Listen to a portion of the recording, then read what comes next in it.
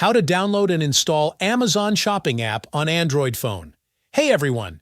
In this quick tutorial, I'm going to show you exactly how to download and install the Amazon Shopping app on your Android phone.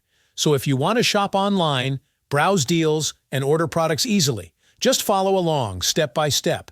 Let's get started. First, make sure your phone is connected to the internet, either Wi-Fi or mobile data. Now open the Google Play Store on your device. You'll usually see it on your home screen or swipe up to find the Play Store icon in your apps.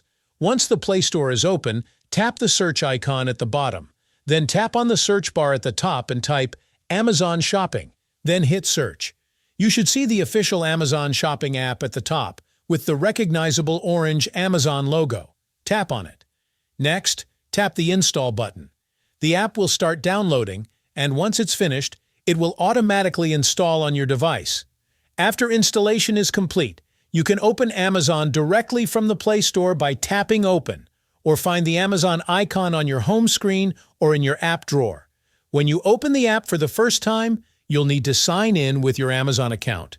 If you don't have one, you can create a new account right from the app.